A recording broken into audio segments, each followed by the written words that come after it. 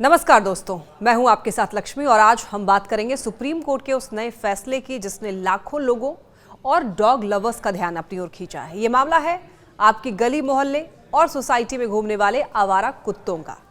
देखिए, supreme court ने यह साफ कर दिया है कि इन कुत्तों को शेल्टर होम्स में बंद करके नहीं रखा जाएगा, बल्कि नसबंदी और टीकाकरण के बाद इन्हें वापस उसी इलाके में छोड़ दिया जाएगा। यानी अब जो कुत्ते आपकी गली में रहते हैं वो वहीं रहेंगे, लेकिन शर्त यह है कि पहले उनकी नसबंदी होगी और उन्हें रेबीज जैसे खतरनाक रोग से सुरक्षित किया जाएगा।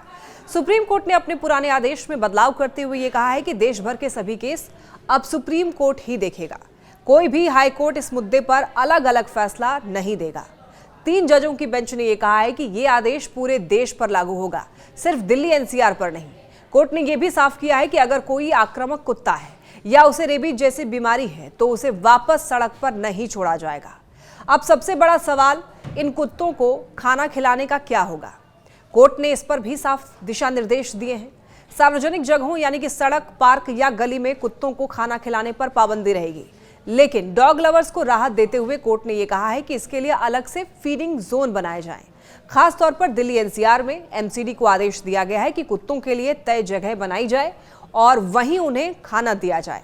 अगर कोई इन नियमों का उल्लंघन करता है तो उस पर कानून के तहत कार्रवाई भी होगी।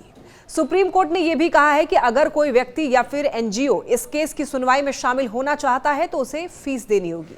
किसी व्यक्ति को पक्षकार बनने के लिए 25,000 रुपए और किसी गैर सरकारी संगठन यानी एनजीओ को 2 लाख रुपए देने होंगे।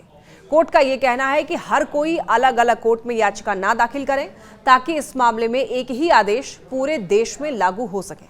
अब देखिए, दरअसल सुप्रीम कोर्ट का यह फैसला ऐसे समय में आया है जब देश भर में लोग इस मुद्दे पर 2 हिस्सों में बटे हुए हैं।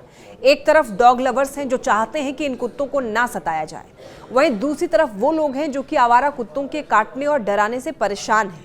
अब कोर्ट ने दोनों पक्षों को संतुलन में रखते हुए ये कहा है कि कुत्तों को मारा नहीं जाएगा, लेकिन सुरक्षा और स्वास्थ्य का पूरा ख्याल भी रखा जाएगा।